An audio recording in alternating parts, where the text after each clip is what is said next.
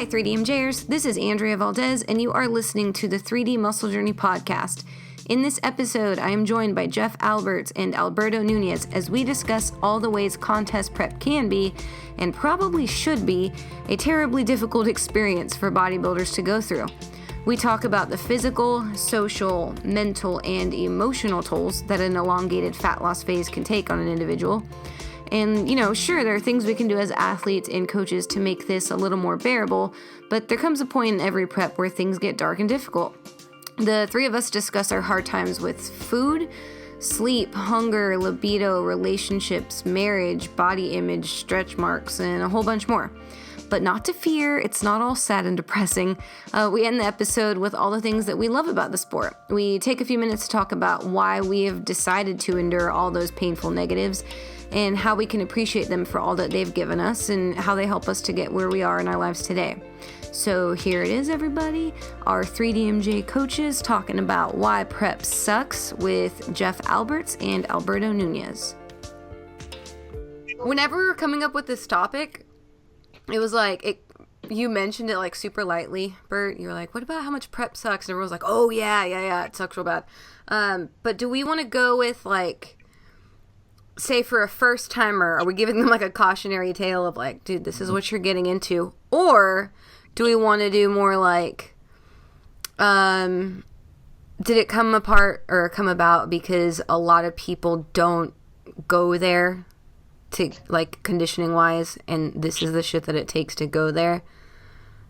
Like, why did that come up for you, Bert? I think it's going to hit both people. I think for the people who are, who knows, maybe in the midst of this, will be like, oh, thank you. Like, this is, some empathy, please, right?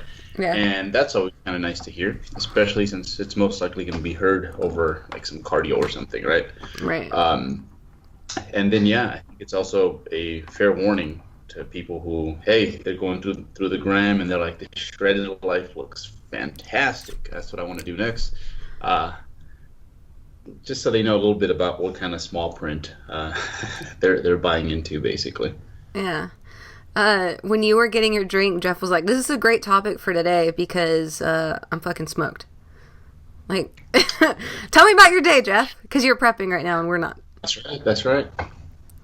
My day was all right until I trained. Because I had lunch at about noon, and then I trained at about 2:30, so that was a pretty good gap. Mm-hmm. And then I did 3 sets of 10 on deadlifts, followed up with 3 sets of 9 on squats, and then my life sucks after that. I'm like, fuck. I'm like done. I just ate, but still, it's like I feel wiped out. And this is the 5th low day in a row, so it's like at the tail end. So, coming 5 days past the last refeed, I'm like, okay, yeah, we're feeling it a little bit here. Yeah. And this is still early on. This is not even in the darker days yet, so. Yeah. You said like, I don't know, 5 things to like pay attention to that just like immediately sparked me that I'm like, oh yeah, normal people don't do that. One is like, you said I ate at 2, or no, I ate at noon and then trained at 2, and that's a big gap for you. Like just paying attention to when you eat. Mm-hmm. You take it for granted, in the off season, you're just like, hey, whatever, I feel good all the time. But when you're in a deficit, you're like, oh shit, you start becoming more bro. Well, it's 12, I need to eat again at 3 before I feel like death. Yeah. And like, I know too, like I'm the person that likes to wake up, eat breakfast, and go to the gym. And when I'm like in deep prep too, if someone's like, I'll be there in 10 minutes, I'm like, sorry, like I'm going without you. There's not any leeway for like any extra shit to happen in between. And like Berto, I guess what people know you for though too, which is funny to me, is like he gets all the food, right? Is that something that you ever have to pay attention to, being that you're someone who, relative to most people, can lose fat with more food? Yeah, I think because of that, people assume that it's really easy. When it comes, I mean, I am fortunate in some ways, but no, at the end, like Jeff described it, you start off with all this off-season body fat, and you're very happy and chipper, and then before you know it, you get a lousy like segment of the day, and then it becomes like one day out of the week, and then before you know it, it's like, oh shoot, like 3 days this week like kind of sucked, and then eventually you're like, you know what, today didn't suck, and it gets to the point where maybe you have a few brief moments, and they usually come after a meal where you actually feel a little human. So no, it's difficult. It's hard. I don't care how much your food you're chewing. It's gonna be hard. And you can ask anybody this. Anyone that does anything, any sport at a relatively high level, no matter how good they are and how effortless they might make it seem, no way. It doesn't work that way. All right. So when we say hard, and when Jeff said like it hasn't gotten dark yet, like gone there, what are some ways that y'all can describe other than like it's hard? Like specifically, what does it feel like when you're, I don't know, like 5 pounds from stage weight till the end? What does it feel like for you, Jeff? Better words for people who don't know what it's felt like. It's kind of like Berto describes, like you have days where it's not too bad. You're progging along pretty good, but then there's days where you're just like going from the couch to the bathroom is a chore. You know? Just yeah, like you're holding your pee on purpose. I gotta go take a leak. Now I gotta go walk to the bathroom. There's been a couple of days, and probably the last prep where it felt like that. But yeah, it's weird because like you could go in the gym and train and it doesn't feel that bad, but it's the other activities during the day where you just feel like, man, this is just dragging. And if you don't keep yourself busy, you know, with life, if you're just sitting there idle, then you're thinking about food constantly because you're hungry. You're in a hungry state at that point, like constantly. So for me anyways, if I'm like just sitting idle, just sitting there watching TV or something, it just intensifies the suck because your mind's on it more so. Like the low energy, and it's different. Yeah, it's different than tired. Lethargic. Yeah, you're lethargic. Like being tired. You know, it's like okay, I'm sleepy tired, but there's a different tired where you're lethargic, where it's like just moving. It takes a lot of effort. Yeah. What were you gonna say, Bert? No, when you said like the gym, I think the gym is for some reason is sometimes one of your easier tasks, and I think it's because all this effort, all this suck that you're going through at times is specifically for this. So you kind of tend to pick things up there, but it's the other parts in your life that are difficult to keep up with. It's funny because when Jeff said that the gym you have your spotty training days, but for the most part it's you're motivated while you're in there, and it's very brief. It reminds me of Eric in 2009, and I think he was like on 50 grams of carbohydrate at this point. And I remember I beat him to the gym, and I see him walking. He couldn't even really call it a walk at that point. But he was dragging himself into the gym, his wife right behind him, wife with a look like, Barb was just like, Berto, take over. Like, he's yours for the weekend now. And the way he would do it, I recall, is like he would sit like this in between sets. Like just, I don't know what was going on in his head. And then it was time to barbell row, and he would just bust out a few reps really efficiently, and then go back to his seated position. And it was, the training is, believe it or not, especially if you're on a pretty, realistic program that takes into consideration the fact that you are under eating, it can be pretty solid the whole way. It's just everything else that, honestly, that's probably the hardest part of the sport. And it's probably one of the things that, I want to get to the stage looking my best and master, what I look like there. But there's other parts too that I'm like, all right, next time I am not going to spend 20 minutes cooking breakfast. Little stones like that, right? So So it's just, go ahead, Jeff. I say I'm already getting with this prep. I'm already like food wise. I'm not spending as much time as I used to. Like thinking of what shit I'm gonna eat. Like spending a half an hour thinking about creating these magical recipes. Just get the stuff in my stomach. And yeah. And we talked about this during our team meeting though too. Is it I'm not trying to say like, oh, it's so much harder for girls or whatever. That's not what I'm saying. But when you have like, when your low day is like 200 carbs, that's different than like when mine's like 40 or something. And then it's like you take the time to give a lot of shits about your food and what it is, because if you have one piece of food that's 20 carbs and there's half your day, like you can't.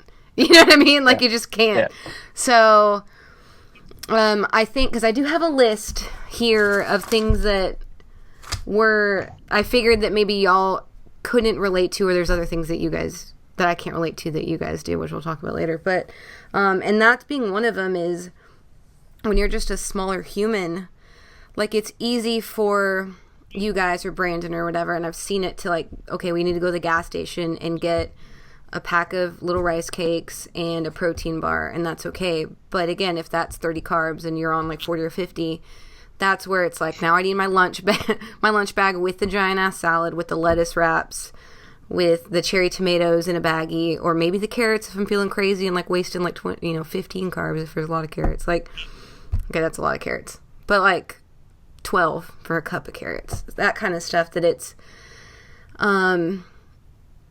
that sucks. Yeah, like you're forced into being OCD in order to achieve these goals. Not that you guys don't have them too. It's just that the smaller the human, when you have 1,100 calories for the day, like you gotta pay attention. And that was just a really, really big inconvenience to me. Like I remember when we went to San Francisco, Bert, and or anywhere we'd go, I'd always carry like a Foster Farms pack of chicken and carrots and jerkies. I had to have it with me because there's like no, I didn't want to mess up, and it was just kind of or pork rinds. That was my thing too. The only way to get protein and fat without carbs on the go. But you just got to get creative. Like I can't remember how many hours I've spent in my life looking up foods and macros on the internet, like low carb this, zero carb this. I've done that too in my time, where I've done my fair share of looking and creating, and then over time you figure out what you can do, can't do. I'm not saying y'all don't have to do that. It just might be later in the game than like a small woman or a lighter dude. What other things do y'all overly pay attention to? Like we say food focused a lot. Are there other things that you're really focused on in prep more so than when you're not? Oh, okay. I think, with every prep, this is, before we continue on with this conversation and just freak people out, what ends up happening is with every prep, you just get better at consolidating everything, and you just waste less time on the insignificant things and the things that maybe during a prep you think are insignificant, but they're really not, and you should pay attention to that, you address. So once you go through a full prep, eventually you will go back and you're like, you know what, I was mean to my dog a lot, or things like that, right? But yeah, when I go through, for example, my first prep, I think the biggest issue there, it was just I was consumed with the fact that I was prepping for shows, and I assumed that to some extent everyone kind of sort of had to prep with me, or at least anyone who's in close proximity in my own life, and that is wrong in so many ways. So that's a big one. You'll get a hyper-focused athlete, and when we have when we would have our mashups in Sacramento, one of my favorite things to do was to interact with the significant others of people who were prepping. And I remember that. Yeah, I would get a behind-the-scenes look as to what's going on, So I think that's a big one. Is just being too focused on the fact that it's a pretty cool concept. It's a pretty cool thing you're doing, but it's your thing. It's not everyone else, and kind of learning to separate that from everyone else and not letting it affect other aspects of your life and people. I think that's a huge one. That's one that most people don't get right during their first prep, to be honest. Right. Yeah, it's hard to do. That's a hard thing to accomplish, and I think that can be, if you accomplish that, like you make life as balanced as you possibly can while prepping, that's a victory in itself. Yeah. And that's something I've gotten better at. This time around, like a lot better with this prep so far than I was with the last one, with the family. So there's things that I've learned from the last prep I'm like, okay, I need to improve that. Yeah. So, but yeah, I was that asshole athlete, the first couple preps, where it was just like I was like, okay, I'm prepping, so everybody around me needs to understand I'm prepping, and I can't do this, I can't do that, so yeah, and it's just your relationships tend to suffer. Yeah. Because of it. And on the flip side, which I think we should note, is you guys have also grown up and become better communicators, versus when you first started, right? Like, you're not only are you better bodybuilders, but you're less of an asshole in general, just because you're getting older. At least me personally too. Also, what helped me, because I've only had 2 big seasons. One was I was the only person around me kind of doing this, and I was in grad school, and it was really busy, and I felt like an outcast all the time, and I was not just inconveniencing everyone around me, but like it was really difficult to hide. Whereas the next one I did, I was around a bunch of other natural bodybuilders, and it was tremendously easier. But I don't know if that's because, well, I'm sure it's because I got a little better, but also having people around me that understood what I was going through was really comforting, and not sounding like a weirdo. I know it's not an option for everybody, but it isn't. But I think nowadays, via social media, that's one thing that you shouldn't. There's just certain things that you cannot explain to your significant other, to your best friend that you're going through, and it's nice to have a group of people that they can help you with that. And it's important to acknowledge that this is very helpful and this is a healthy behavior. So I mean, I feel so fortunate at times that I do have because I think that was probably the biggest issue the first time. It was kind of just be me by myself. And even at the gym, all the regulars that I would see every day, they didn't really fully understand what it was that I was embarking on and why I was inconsistent and erratic with my moods, to say the least. Right. Yeah, because I remember like being grumpy, tired, and hungry and all that stuff, and my ex-wife would be like, "You're being a jerk," and I'm like, "What are you talking about?" It wasn't my fault because I'm prepping. It was just like, that's how it is. Yeah, you're supposed to deal with me. Understand how I'm feeling. Understand what I'm going through. That was kind of the way I thought about it. Right. And then even at with other people, I would just be quiet, like non-existent, not social. Mm-hmm. And I'd just be like, I'm tired, I'm grumpy, whatever. I'm not going to talk to anybody. And I'd just be at work, not talking, and just being very closed in. So that's kind of a shitty part too of a prep if you don't really, like you said, have the people that are kind of there in your circle kind of supporting you, or someone you could relate to. It can be very lonely. A prep can be extremely lonely. Yeah. How's I guess because you guys have both been through contest prep with significant others who had not dieted to contest, because mine has, but like I know you guys had been in long relationships, prepping with significant others who didn't know what that felt like. What are things that you guys have done to get better at being in that relationship? I know we've talked about this. Yeah, while prepping. Like, how do you make up for the fact that you might not have... I mean, I can say libido. Is it weirder for y'all? It feels kind of weird to me. Okay, so side effect of prep, for those who don't know. Go ahead, Jeff. I would say it's weird. It might have been weird a few years ago, but I think a lot more people, they're aware of it now. Yeah. The awareness is more prevalent now than it was a few years back. Yeah, I mean, shit. When you start losing your body fat, yeah, your priority is not reproduction. It's I need a cheeseburger. So yeah, it's like there's days where you just like, I don't feel like doing anything sexual, Yeah. But I mean, so it's like yesterday morning, I don't know if you saw on my Instagram story, but I was like, I made my wife breakfast, wrapped it in foil and put a little heart arrow on it, and I sent her on her way to work like that. So just little things like that, it can keep things going emotionally, and then when your relationship is pretty solid like that, then the physical is going to come. I thought Jeff was going to say he uploaded something on accident. You know? On my dick pic on my IG story. Yeah, be careful with Snapchat because you got to put that filter. The filter so it can have bunny ears. They ask, are you sure you want to put this on your story? And you're like, no, not this one. Oh. But no, that's a real thing. That's a real thing. Yeah, you just don't. You lose sex drive at some point. For most people, not everybody probably, but yeah, some. Yeah. That's a shitty part of prep. Yeah, it's a real shitty part of prep. I guess for not only you but your significant other. Do they notice? Like Not my wife. No. Okay. No. Is it? Are you more self-conscious of it, or is it something that they actually bring up to you? It's just that you being self-conscious because you're a man.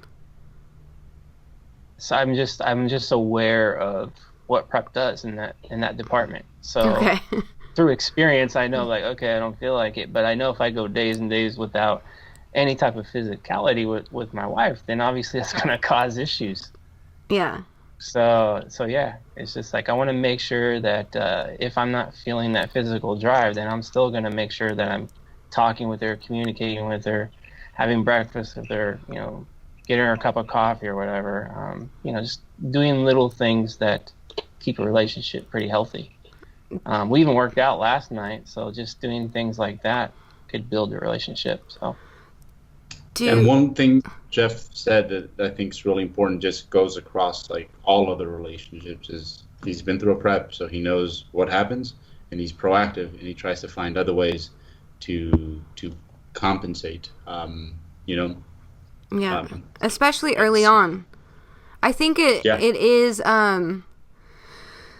It's not like, okay, I'm in prep, I'm an asshole. It's like you're in prep, you still have energy, you still have fat. You're almost more excited, more motivated, with more energy, I'd say, the first half of prep because things are happening, right? At least I could be speaking for myself, but a lot of people that I work with too, it's so exciting and new.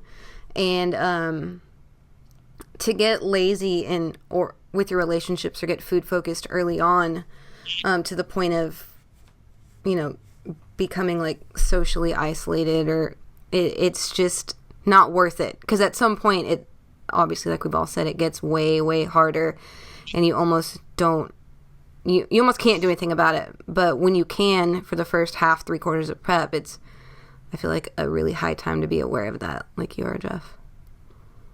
Yeah later on, when in the darker days, like we were talking about earlier, that's where it kind of hits more so. Yeah, where your energy levels get a little bit lower. Yeah, but I've heard, I've heard so many times where it's like Berto was saying, where he's talked to the significant other, and they're like, oh God, I can't wait till this is over, or he or she's never doing this again. So yeah, it's hard for us because we're the ones prepping. You go through the suck of the physical part and all that, but the significant other goes through just as much, if not more so. Maybe they don't experience the actual physical part, but they're dealing with whatever side effects that's going on from the prep. And so if a couple's not aware of what transpires through an entire prep, if they just go in there not knowing, then a lot of the times it's going to come out like the experiences that I had early on when I first started.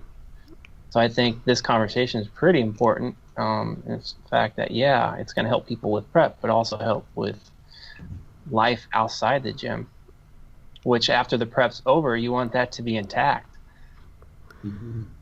Yeah. I also, whenever someone's going into a prep, because I know, like, I haven't had much problems with this, but I know because of you guys and all the athletes and years of freaking listening to bodybuilders that it can be a really big problem. So I always encourage my athletes, before they start prep, part of their job is talk to your family, and all that stuff. Do you encourage that as well, Bert? And what are the kinds of things that you ask that they say to their peeps at home?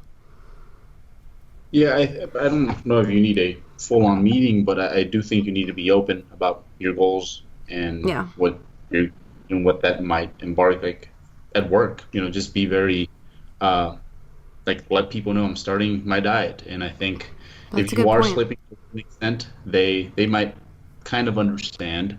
But yeah, I guess, and this is just me. Like when I look at any relationship I have, there's like maybe something where I am prone to goofing up with this person. I'm prone to goofing up with this person. Like maybe at work, this is what I do with my athletes, for example. I'm prone to goofing up in this manner. With Leanna, I'm prone to doing this, that sort of stuff. And like what you want to do when you're prepping is know that the things that your character flaws, if you will, they're just going to be magnified in the off season. So maybe your significant other tells you that you're just not very romantic and touchy-feely. Like you almost need to schedule that stuff in and make sure that you get it in there, even though you think you're doing a good job. Yeah. If you're a math teacher, right? Because I have one math teacher on my roster, and she's very proactive about basically her shortcomings as a teacher, and she's like, I make sure that I actually, if anything, try to be an overachiever in those departments when it comes to the kids that I work with that depend on me. So yeah, all this stuff is, and you need to go through a prep once, I think, and kind of mess it up a little bit, so that then you go back and you're like, okay, well, maybe I should call my mom every once in a while, right? Yeah. Things like that. So you never get it right the first time, but if you can, and this is, let's just say someone listening, this is going to be their first prep, yeah, let people around you know, especially the people that you see like every day, like people at work, and then like be aware of where you kind of tend to drop the ball, and do your best to not drop the ball. And if anything, like try to overachieve in those sections of your life where you're notorious for not doing your job. Yeah. So that's really good. Yeah. And if I don't say like go have a meeting, I'm always like, when we do our Skype, that's what I always say. So is your wife's cool with this? She's excited for you. And sometimes they're like, yeah, she definitely is. And sometimes they're like, well, working on her. I'm like, oh God. So then I say, go have that meeting. Like go have that dinner. Working on, I've heard that many times. Yeah. Yeah. I'm like, you're working on it. It's about to be a lot of work if you haven't worked on it yet, So one of the other things that's a really big, honestly, the worst part of my last prep, which really destroyed me a lot more than I thought, was I could not sleep anymore after a certain point of being dieted, to the point where I lost almost every ounce of productivity in life. Yeah. But I was working for myself, so I was at home, and I would literally be at my desk and just like bunk, like put my head down and be out for like 2 or 3 hours. I slept 2 or 3 times a day for 2 or 3 hours. So I'm trying to train at like 1 a.m., 3 p.m., 5 a.m. Like Bert was there through it all, and I was just like crying because I couldn't work. I would either wake up and get a session in or a cardio session in, go home and I'd start work and then I'd pass out. Have you guys ever had an athlete that had serious sleep problems? Is that really common for you guys? Besides me, Bert? No, it's very common. I think almost everyone to some extent. And what ends up happening at a certain point, like just sleep deprivation in general, is like people don't realize after a while that you're kind of running. You're basically not yourself, and everything is kind of delayed for a few months. And it's not until you come out of your prep, you're like, wow, I was like a total wreck, Yep. Like it's you don't realize how you were part of the reason that maybe it wasn't just the food and the low body fat, it was the fact that because of the lack of food and the low body fat, it created sleep issues, and that was a big part of the suck. But yeah, I think I'd say about 80-90% of people will get sleep disturbances. Yeah. Easily. Usually it's probably like 3/4 of the way in. That's when I start, like when I get to a certain level of leanness. It don't matter what time I go to sleep. I could go to sleep at 8 at night or 11 at night, whatever. I'm up at like 3, like wide awake, ready to go, and excited to get on my damn bike to do cardio. Yeah. It's like just my body's just like, okay, get up, you're alert now. Go kill something. You're hungry. Eat. That's kind of what it feels like. I don't know. But you go do cardio. Yeah, and then you go do cardio. That's because I have to. No, I would. I sit at this desk all day long. Like, as soon as my eyes open, I know that that's when I have the most energy, so that was the time to train. And it was either I was lifting or I would wake up in cardio, because I was doing cardio almost every day for most of it. So it was just like, every time my eyes opened, I would be like, I'm going to work out, and then get into work. Hour into work, I'd pass out. Over and over again for like 3 months. And I was like, okay. And that's it. So productivity. That's my personal suck. Yeah? My personal suck is cardio. I'm a cardio bunny. That's true. You're low intensity cardio bunny. Right, because you Every prep I say I'm not going to do as much cardio because it sucks. But I'm always on cardio. So, okay, I'm going to try to lose weight without the cardio. And nope. But you know what? On the flip side, cardio, things move. Yeah, on the flip side, I would say, like, okay, I could never sit at my computer and do work, right? But I am by far very, very productive, like, with writing and emails and shit like that, because the elliptical was my prime time, like prime brain time to study, research, learn, read, write. Like, productivity on another level, actually, for most of it, kind of goes through the roof. Especially the first 3 quarters. Does that happen to you guys too? Like, everything in life is just so great for the first half of your fat loss phase, and then it turns to the sucky shit part. It's funny, you lose a lot of your self-awareness, but you you almost run around with a little bit of anxiety all the time. Yeah. Like I need to do something, Well, I think and then at that point, your life is so like structured that it's easy to do that. What's funny is you said you lose yourself, but I think that I lose awareness of how I am perceived and how I'm taking care of everybody else. But internally, I'm like super inward and reading, like I said, and like writing things and feeling my feels and all that stuff. I know Brandon gets really creative when he's in prep. Not that he's not creative all the time, but y'all are the same, right? How I am. I'm more creative, yeah. You and Oprah. Right? That's your jam? Yes, I should prep the rest of my life so I stay creative. But it is weird. There's like a really creative internal like you're going through so much on the inside that you forget that there's people outside of you. Or that happens to me anyways. I guess. But that's also because I guess I a cardio bunny as well. I would go like 4 or 5 times a week. Bert, how about you?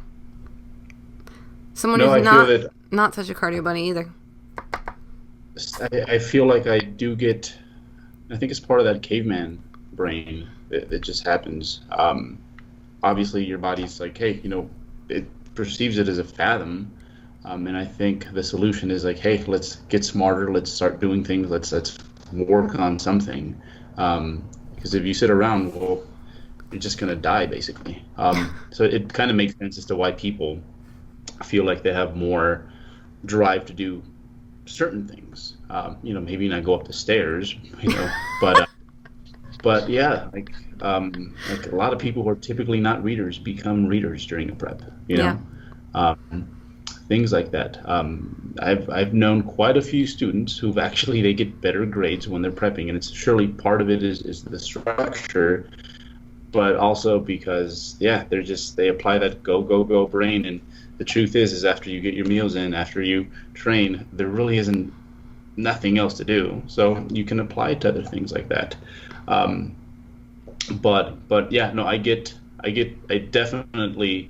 I become very anxious is probably the best way to describe it. And I do wake up like I have something to do today, and it can be a Sunday with like no cardio, no training. It's a refeed, but I have something to do, and I'll go mow the lawn or something because I need to do something. Yeah, and so I get very anxious. I get very, very anxious. That's probably, out of all the symptoms that I get during a prep, that's probably the biggest one. Is it? I just get very impulsive and anxious. Should we talk about the impulsivity and decision making? Yeah, I think you could see it at a micro level when like maybe you lose your cool because someone it's like, hey, that's your 8th set of pull down. Like, can you move, right?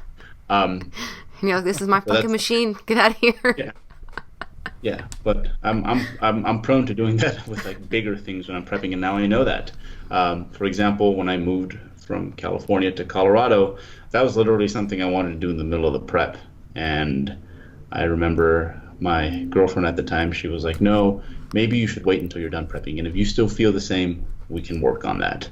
I mean, I got it right that time, kind of. But I was like, yeah, you know what? You're right. Because I tend to do this thing where I think I know what's right, and then I didn't think it through the whole way.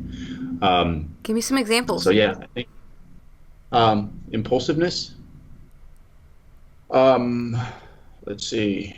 Like, what did you mess up Every that day. she would say that? Yeah, I think just little things throughout the day, or throughout the prep, like maybe buying shit you don't need is a big one, right? Yeah, having very final thoughts on things that maybe you didn't think through the whole way, So, yeah, so I think just her seeing that pattern, and I actually forewarned her. I was like, you know what, that's probably my biggest issue when I'm prepping. I try to make life-changing decisions when maybe I should wait on those, but yeah, and I do think that is an issue for most people. I think just for me, that tends to be like the number one thing. It's just I become like so go that there's certain things that should not be approached in that manner, Okay. What's your number one thing, Jeff? Mine was sleep, Definitely. for sure. Sleep killed me. That was the demise of my everything last prep. At the end. The last prep. Let's see. Let me think about it. What was the shittiest part about it? Mm-hmm. I think it's just the social life with the family, like events, like Yeah, y'all do a lot. get-togethers, and do a lot of family stuff. So it's like, I'm that guy, at every family function that's not eating or whatever. So it's just those situations. And there's before, when I prepped in the past, I didn't. This relationship's a little bit different, where it's really like my wife now is really family oriented. So there's a lot of family functions. So it's like almost every weekend there's something going on. So it's like every weekend I'm thinking, okay, how am I going to work this? So that was probably the shittiest part. I mean, you could balance life out pretty well with bodybuilding, but you still have to sacrifice. And that was part of the sacrifice, was like some of the family stuff was like, not as enjoyable as it probably could have been. Yeah. And because I'm not like really 100% there participating, then I'm not really there, you know what I mean? 100%. So this time around, I'm really trying to make more of an effort to not so much eat the food when I'm at, but be more social. Okay. So that was probably the hardest part for me, the last one. So I tried, when I was thinking about this episode, I was like, okay, well, I think of the three of us, I'm the only one that actually has been with someone when they were prepping. And I was like, trying to think of what that was like. And I'm like, he was so easy. Like when Brandon prepped in 2015, I barely noticed. I don't know. I just felt weird about that. I was like, damn, I'm terrible, because I damn well know we were just dating, and I know that I affected everyone's life around me, especially him. Yeah, I don't know what it feels like to be on the other side. So Yeah. I can't really speak to it. But I remember the last prep, I thought I did a great job. I'm like, I did this with the family. Yeah. She didn't complain the whole time. It was like, I must have did really good. When it was over, she's like, I'm glad that's over. It was because of what I just talked about. I just wasn't 100% there all the time. Yeah. So she's like, I'm glad you can eat, because it's like, I mean, when you're eating with everybody else, I mean, that's a lot more fun, obviously. Yeah. So this time around, I'm trying to, like we talked earlier, trying to be more aware of these things and try to fix those, because that's important to me. Winning a trophy and all that's great, but if it's, to me, is what's more important is life after the shows. Yeah. That needs to be as healthy as possible. So yeah, I tried to pick out being on this side, but outside of prep, I am more structured and OCD than he was inside prep, so I really can't say shit. I know, I tried. I was like, what was hard about it? I'm like, oh, nothing.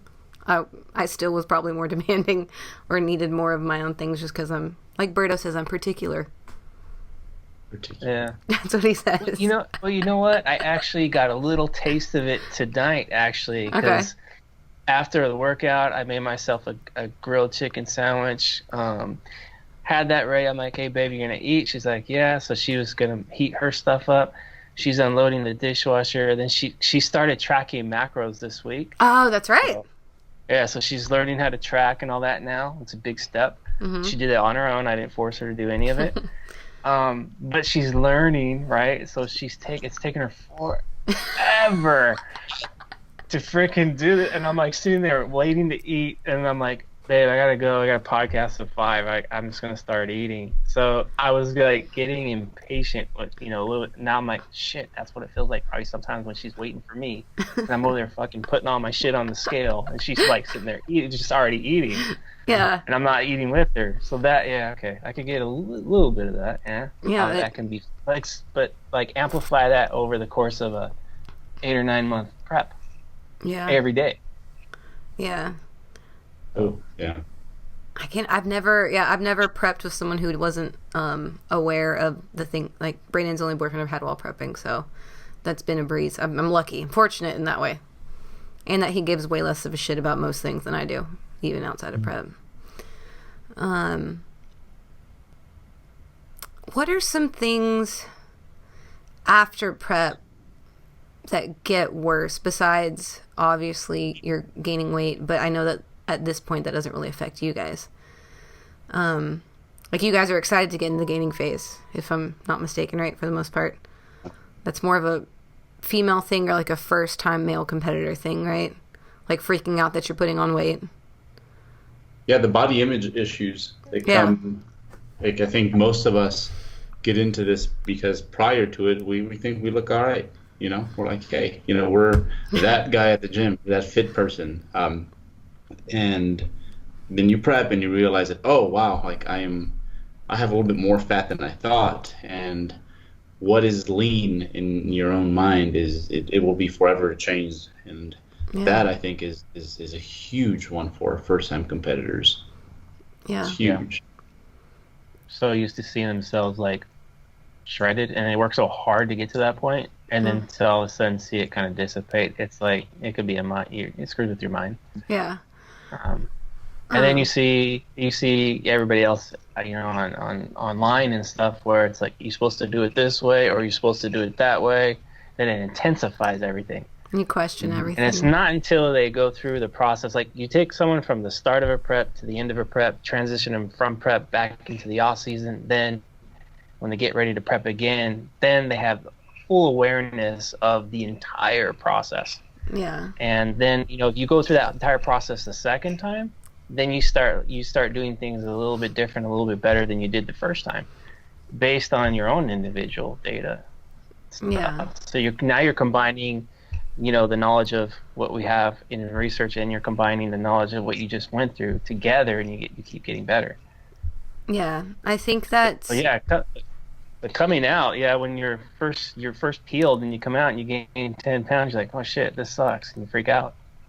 I think that's important that we acknowledge that it's not over when your show's over. Like the whole, like you said, the whole process isn't done with. I feel like most people are beaten down and broken as soon as the show's over. Yeah. Especially the first time or two. More so than they are relieved. I mean, there's some relief, but at the same time, it's like week 2 through like the end of month 2 or month 6 is like the worst part. Immediately after, it's great because you're eating all that shit. But as soon as it's over, I feel like it gets darker. Especially for me. I know it does. Yeah, and that shortens up drastically, I feel, with every prep. Yeah. Yeah. Also, something happens to me, don't know about y'all, but we haven't talked about it here, is every time I've prepped or come out of a dieting phase, I get more stretch marks. And that fucking blows. But that's happened to me every time I've, like as an adolescent, I got them, like, because I grew up and got boobs and butt. But then after 2011, I noticed a couple more. And since 2013, I'm probably 30 25 pounds over my stage weight, and I'm only 5'2", and granted it happened slowly, but I have way more stretch marks than when I started bodybuilding, even though I've seen myself way leaner than ever. It's weird. I got pretty big pretty quick early on, but I never got stretch marks, which is kind of odd. Yeah. Like most people, when they gain muscle really quickly, they get stretch marks. I didn't get them, but I got them later on, like probably in my early 30s. Okay. I started getting that's when I was hitting 200 pounds more frequently in the off season. Right. And I started getting stretch marks, but they're not. I mean, they're more noticeable in the off season than they are when I'm all the way dialed in. Because they close. You can hardly see them. Yeah, exactly. Yeah. Yeah, and they're like on my glutes and on my hip area. That's where I get them. Same. And now, since I've started grid this last year and my legs are actually growing again, so I notice them the first 6 months after season when the initial comes on, and then I hadn't had any a year and a half until I started training for grid, and I don't weigh any different, but my legs have just filled out, and I'm like, damn it. So anyways, every time that's yeah, I don't think I even told you all that I'm getting more on my legs since I started grid, and my lower half's getting bigger. Yeah.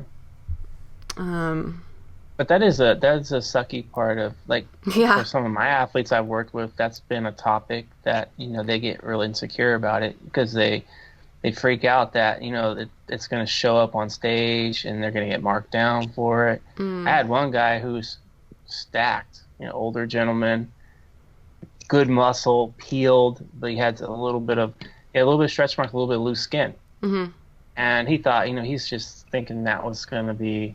That was the only thing he was focusing on. Yeah. Just that negative part of his physique, which really wasn't all that bad. And I told him, dude, you got a ton of muscle. You're symmetrical. You know how to pose. So you have the package. I go, the judges aren't going to be really looking for a stretch mark. They're going to be looking at who has the best physique.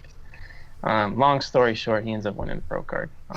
But yeah, it's just people can get really insecure, and they focus so much on flaws instead of kind of looking at what's good about your physique, the big picture. Yeah. So that's kind of the topic that comes up quite a bit with a lot of people during preps. I didn't I don't know, I guess again because I grew up in gymnastics and half naked sports where it wasn't a big deal to not have clothes on. I guess that sounds bad, but leotards, so it's whatever. I never felt self-conscious about my body image. Grew up in a beach town in Corpus Christi. I was at the beach all the time, swimming pool, whatever, until I started bodybuilding. And I was never good enough for the stage, ever. Even show day, I was never good enough. I still look at pictures, I'm like, that wasn't good enough, that wasn't enough. And it created that, but it never came from so much of an insecurity, so much as no matter what I do, at this point, I'm not peeled enough, and it makes me fucking crazy, and I'm not going to win, and so it created me for the first time in my life not being whatever, this is my body. Then when it came to being a sport, I was I fucking hate this, I want it to be better. And I don't know if that'll ever go away. Now I'm still secure enough, but when it comes to now, it's my performance that matters, so I care a lot about that. But I know when it comes to the stage, I've developed now a higher standard as an athlete that I haven't achieved yet, and I have less control than a performance sport, And so, yeah, it's just shit that you can't unlearn, I guess. Now I know what a pro figure physique looks like, and I was never close to it, and it upsets me. Whereas beforehand, I was fuck it, I look good, whatever. That can be the sucky part of prep, is just the insecurities. Yeah. Especially first, second time preppers. I mean, even to a certain degree, there's still some days where I'm fuck, even am I going to be able to compete, or, et cetera, et cetera. Yeah. But that can make a prep really shitty really quick. If you're so focused on just, the insecurity part of it, man, your whole process becomes miserable because you're just so stressed. You're unsure, how am I going to place? If I'm going to be stressed, Yeah, shredded enough or not, etc. I don't know if I was ever miserable. I still love the shit out of it. Like, I loved prep. I know I looked better every time I've gotten on stage, but I've just never gotten on stage with like yep, this is the best I can do. Even though I know I didn't do anything wrong, I knew like I'm not big enough yet. I should have waited a couple more years, or I know I still have like 3 pounds to lose if I just had 10 more weeks, that kind of stuff. Not like, oh, I hate this, it was shit. I think I love it. And I know I've gotten better time and time again, but it was just, I remember growing up in like gymnastics and cheer and track and being like, all right, I got this. This is my routine. And I've never stepped on stage being like, I got this. This is my physique. I've always been like, okay, this is what we did this time. This is what we did this time. Let's go show it. This is what we did this time. Let's go show it. But it's never felt like I got this. And I'm sure one day it will after season, but that's further down the road. Well, ask Berto that question. You ever felt like, I'm sure every show you've done, Berto, there's probably like something that you feel like you could have did better. Yeah. Mm-hmm. Yeah. Where you feel like you have to learn to kind of be content with what you got at that point.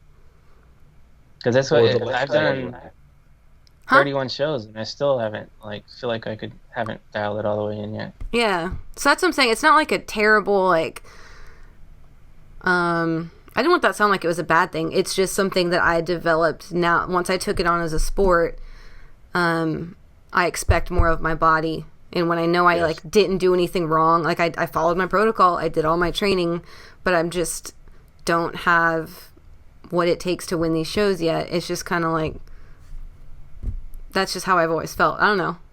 It never felt like it was the end, and I never got depressed about it. I mean, I love it. But I just never had that relationship with my body beforehand. Mm-hmm. It sounds bad. It sounds worse than it is, I think. Sounds competitive, but yeah, you remember? I guess. Remember that you said this a while back about the sooner you can look at this as a sport, it's easier. There's part of you that's going to be more content. So, like in general, like when I think about what I've done with my physique relative to where I started, I'm really proud. Like even all the body parts that I know I need to bring up in order to be better competitively, I still I'm very proud of. Like if I think my arms look okay. I think I look, my calves they look pretty decent. So I like the way my body looks, and I appreciate what I've done with it because I've been through all the hard work. Yeah. But then there's that side, and then there's also the athlete, and it's good to be able to segregate both of those things. Yeah. I guess I see it a lot of ways. It's just that was never a way that I saw myself before competing, and I don't know if it'll go away. Like right now, I'm like, whatever, I'll wear my bikini, I work out, and not a lot of clothes. Like, it's not a big deal. I think I look fine. But when it does come time to get on stage, I remember I was at your house, Berta, with Brad, 5 weeks till my show, and I was like, it's not good enough. It's not good enough yet. Y'all were like, what are you talking about? I was like, no, I wish I had more time, and it's just, like you said, just kind of forever, I just want to do better. It doesn't mean that I'm miserable, though I know a danger is a lot of people do get really miserable about it. And I could say that I was for the first 6 months after every show. I don't like it, but I think I'll be better at it this time. Because in general, you do appreciate your physique, and and there's many things that you admire about your own physique. I think that is healthy, and I think people should look for those things. And whatever you do have in regards to that, things that you like about yourself prior to your prep, remind yourself of those things, because when you come back out, you'll be like, it's that you have a list that big of things that you dislike, and you forget that, hey, you need to give yourself some props too. Yeah. Like, I've seen guys after shows that don't win, and they put so much stock into winning that they don't get the placing they want, then everything is a failure. And instead of just taking the next day, just looking back in hindsight and go, wow, that was pretty awesome, look at what I did accomplish. It was like, oh shit, I didn't hit this placing. Okay, then they start making lists of what they need to work on. Yeah. you got time to do that. I mean, at least take a day or two to actually appreciate the weeks and weeks of work that went into the physique that you actually built, regardless what a panel of judges is saying. Yeah. There's time, you could spend a day or two and just, smell the roses, and then after that, make your list of what you need to work on for the next one. Yeah. That's something I used to do in the past. Like, I was just like, it was always about, okay, I need to bring this up, bring that up. And it was never about appreciating what I actually did and accomplished. Yeah. So I think a post-show danger, dark side, shitty side of prep or whatever is that, especially for people listening, like we said, that's their first time, is understanding that you will likely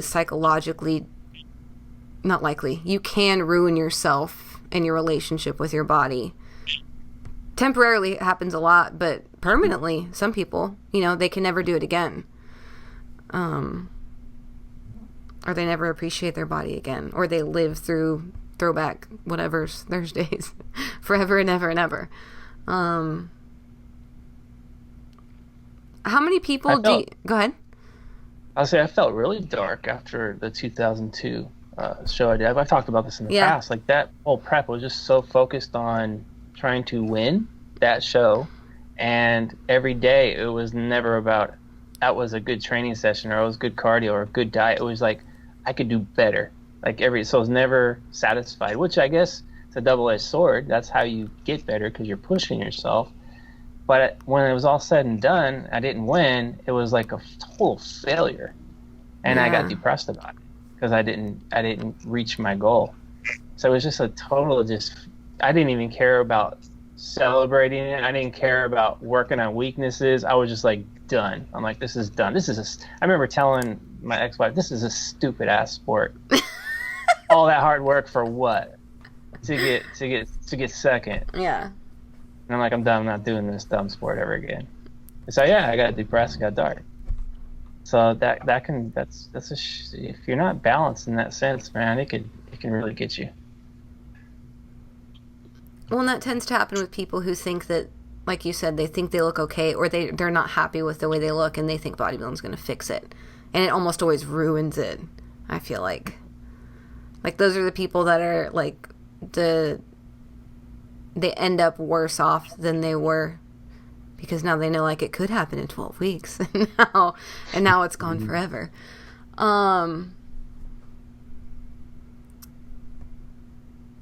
Dark sides of prep, I guess. How many people, like Bert, you lightly mentioned that they make rash decisions or whatever. Do you guys often see, because y'all just have so many more athletes under your belt than I do, often see relationships end? Like breakups or lose, I don't know. Like, what are some major things that you feel like happened because of prep that probably shouldn't have, with yourself or with other people? Ooh, major things. I think one we haven't touched upon, and it's difficult because, for example, like the body image thing. Yeah. One of my kids is coming out of a prep and they feel like they're getting fat. It's like, dude, when I sit down, I have rolls, bro, in the off season. Like, that's normal. Like, quit pinching yourself. Quit examining your physique. Like that's all supposed to be there. So that's a behavior that you can kind of, to a certain degree, alter. But I think the big one, is people's relationship with food.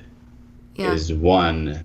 They can get really, and sometimes it gets weirder outside of the prep, after the prep, because maybe there was a time and place for some of the things you did. But post-prep, you might still be doing things that are not required and are just straight up unhealthy. Yeah. For example, keep going. Ooh, okay. Let's see. I think perhaps the whole, I love my athletes that are very meticulous about their intake. They're within like 5 grams of all their macronutrients, and they're super consistent. But then on the way out, they have these, it's been 5 months since their last show, and they have these arbitrary numbers that they're trying to just hit right on the dot. And he's talking about me, listeners, just so y'all know. He's talking about me. So things like you can say that, Bert. It's okay. Well, you're one of many, but but that's something that you look back at now and you're like, that wasn't necessarily required at that point. Right. And everyone, I think, goes through that to a certain extent. I know that after, and this is because I thought it was the appropriate thing to do. I think the first time I got in actual shape, I was reverse dieting on the way out. And here I was. I think like my top end numbers, and it put me like 5-6 pounds above stage weight. It was something like I was meticulously tracking 80 to 85 grams of fat, 575 to 600 grams of carbohydrates, and 215 to 220 protein.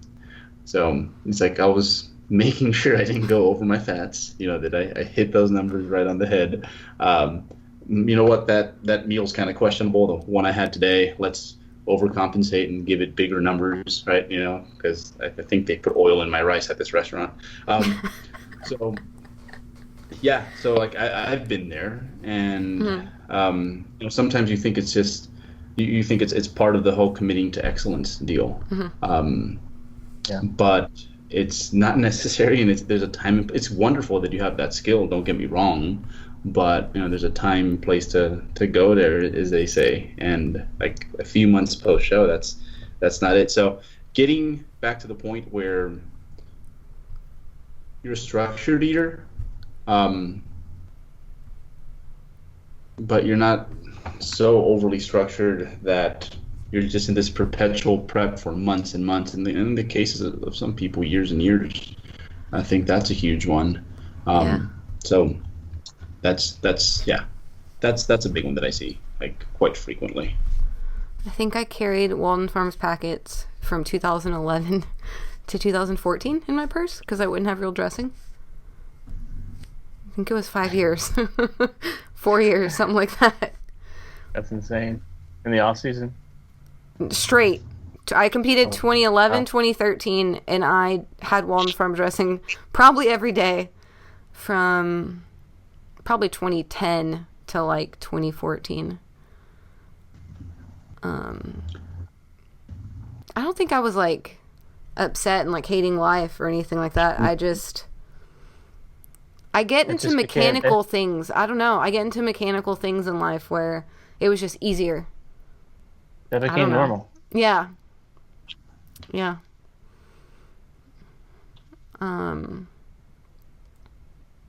Okay, that's a really good point. Anything to add on that with crazy decisions or crazy changes in relationships, Jeff, that you've seen? I've seen breakups with the preps. Did they get back together after? I know one in particular where I basically relationship issues, family issues, like just a lot of things that were going on, and that's still wanting to prep through all that. And I was like, that's where I kind of was like, as a coach, I'm like, okay, you're done. I didn't feel right. I don't want no part of this. You're just totally wrong. You got all these issues outside of the gym, but you're still wanting to prep. So yeah, that was like finally talked him out of prepping. And it was like maybe a few months later, he emailed me back because once the prep was over, I was like, you don't even need check-ins with me anymore. You need to focus on your life, period. And so I basically was like to remove myself away from coaching him because I wanted him to focus more so on the real things that matter in life. And like 3 months later, he responded back and thanked me, and it kind of, he understood, once he was removed from it, and cleared some things out, and he restored a lot of things, put things back in order. So, yeah. That's actually a really good point that you bring up. What are some other reasons that you guys have stopped a prep for somebody else? Like, regardless of, like, maybe they wanted to, but like you said with the family thing and you were like, this isn't the time. Are there other reasons that things have gotten so bad? Can y'all tell me about it? I had one, she's still on my roster at the beginning of the year. She won prep, young, bikini, probably about 2 years of training, maybe. So, and just her body's just not very responsive to fat loss. So it was like, trying all these different protocols to see what we get to work. Nothing was just really kind of working. But what I did see was that her weight training was like really excelling. So I'm like, this don't make sense. I'm like, okay, she's excelling in the weight room. Let's just stop prepping and just focus on building. So it was a very, the conversation with her, it went well, but of course, I had to do a little persuading to get her to stop prepping. And over the course of now a little over a year, I mean, she's making great strides in the weight room. But, more so, the things that she's learned in life and outside and is what I'm more proud of than what she's actually done with her body. Like, she's gotten to be a lot more mature lifter, a lot more mature bodybuilder, more patient, more poised with things. So yeah, there's just a lot of things that we worked on together, more so than just, okay, you need to do 3 sets of 4 on squats. It's like, the things that the whole balance of the sport with life and all that. So that basically, yeah, I was like, no more prep, it was like just a big stressor, and plus as a college student and all that. So it's just like, yeah, it was just more of a stress for her life at that moment. And of course it was hard for her to stop, but she appreciated the fact after. So yeah. Okay. How about you, Bert? I think the biggest reason we stop preps typically is those physique athletes' season-ending injuries. Like in football, it's your ACL or something like that. Usually it's just issues with food. That's probably the most common one, where it's like, let's stop this before it gets really bad. Because no contest prep is worth, years and years of trying to rehab from that. So that's a big one, where, between the coach and the athlete, you get to the point where it's like, okay, I think everyone to a certain extent, most everyone will slip. But when it gets to the point where it's just becoming chronic, it's a huge stressor. And especially when you get to the point when you're like, you know what, I don't even think this person's telling me everything anymore. Yeah. Exactly. That's a good time to pull the plug. So I think that's the most common one, is just they weren't necessarily ready for that yet. Yeah. Lack of adherence, but not like for whatever reason, right? Some people, you obviously don't want to do it, but just repeated binging. Yeah. No, the whole binging thing, it's like, really, when you think it's a normal behavior, it's just not conducive to your goals is the issue. I mean, it totally makes sense that, you look at, you're way below your body fat set point. You open your fridge and there's all this wonderful food, but you're only allowed to use like 350 calories. Like, you're just not biologically wired to do that. So it happens to everyone, where at a certain point, maybe you have that impulse moment, you lose control, and you have more than you should. But when it gets to the point where it's just like, it's past that, that is when it's a hard decision. It really is. And I think this part is the athlete feels like they let you down. But if anything, whenever I've had an athlete and we've had a situation like that, and I've told them, what, the best thing now would be to pull away, save this for some other time. If anything, like, it's something that's quite admirable to be able to say that, what, you're right, this is probably not the best thing for me right now. Let's put this on hold. That in itself, that's a courageous move, in my opinion. Yeah. Have there ever been times that you had to fire an athlete for not just lack of adherence, but like there was like something worse, like disturbing behaviors were like, it's not in my scope of practice anymore, something's wrong, and it was developed because of prep? Like, do you guys feel like, because there's like bingey tendencies, like you said, that it's normal as a human. Like, I want to eat more than I'm supposed to. But has it ever gone like off the rails, like eating disorder, psychological, or like, has it created worse things than that? I guess is what I'm asking. Have you guys ever seen that? Well, I think a huge topic today has been how it leaks into other things. Like, Right. People prep, they're like, oh, you lose 15 pounds off your bench press. And it's like, no. It's there's other things that are a lot more significant that happen during a prep.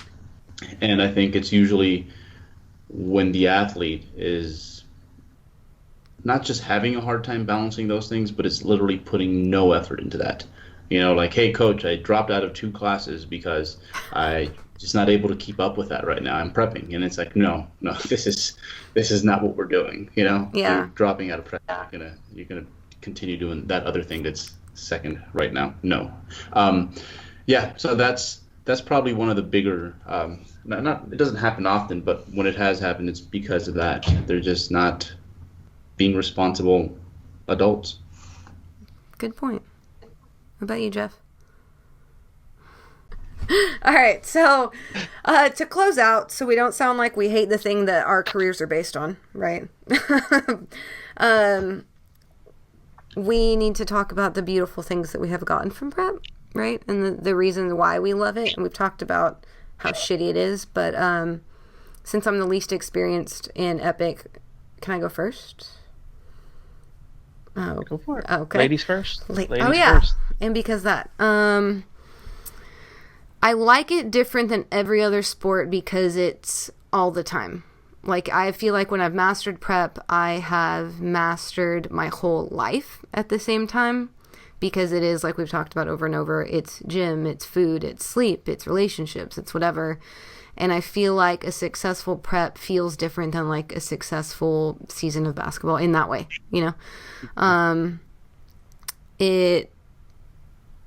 I'm that person that it turns into. I'm a reader anyways, but I feel like I know myself better during prep. I learn things about myself. I feel stronger because I feel like if I can make it through half starving for months on end, everything else is easy. Like, it puts me in a perspective a little bit more. And I love I guess the tools, right? So now, no matter what I'm doing in life, I know how to manipulate food for my goals, whether it's weight loss, weight gain, performance, whatever. I've learned how to play with food in ways that are conducive to my goals. It's obviously created a career for me, but it's created a community of people or I guess it's led me to meeting my people in a lot of ways, because before you guys, I was super lost. I love it in a lot of ways. There's probably more I'm forgetting, but I'm going to shut up because y'all are going to have better ones. Berto or Jeff, who wants to go first? Jeff should go first. Get it, Jeff. I should go first. I don't know. This the grind. Like you said, when you come out of a prep, out of those darker days, you become better in so many different ways. Like, everything that I've done through bodybuilding, it's carried over into everyday life. Like, I couldn't imagine just going through life not having some type of grind or focus, just sitting on the couch playing video games and just twiddling my thumbs. There's no purpose. It just gives me purpose. So it's like, when I'm in prep, like we talked about earlier, I get really creative. I get more positive.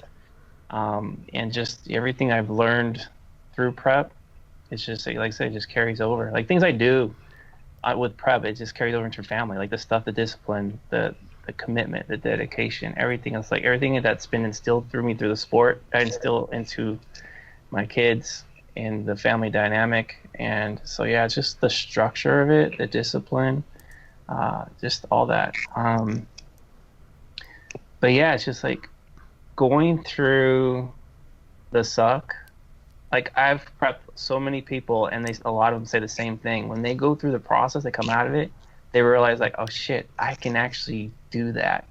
And then whatever, if it's school, if it's their job, if it's whatever, they know how to grind and get shit done outside of the bodybuilding world. And I think that's what I really love about it. I love getting shredded too. It looks cool. That's true. I like looking like a trophy for a minute. And yeah, as much as like, I don't put an emphasis on someone winning, but when you do get that, if you do get that nod, it's like, it just feels like no other, because you work so hard for it. So it does feel good to get appreciated by, a judging panel and your peers and all that. So it's just, there's a lot of upside to it. Otherwise, if there was no upside, I wouldn't put myself through the suck. Yeah. So that's what I try to focus on now when I'm going through those darker days. It's like, okay, this is for a purpose. It's something bigger on the other side than just me feeling what I'm experiencing right now. Yeah. Bertrand. Well, you guys said a few things. I was thinking of one, so I'll be a little scatterbrained. I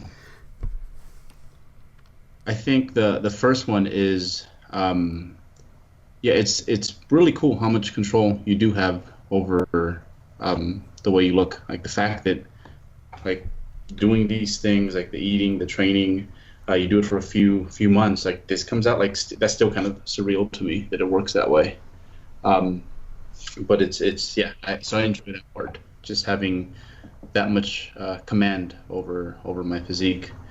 I also enjoy the fact that I do it really well, because that is the one thing. I think if you do something well, you're going to most likely like it, and that is like the one thing where I'm like out of all the sporting endeavors I've been a part of, it's like the one thing where it's like, hey, I could do this one thing that's like right around world class. Like, you want to see a 4.40?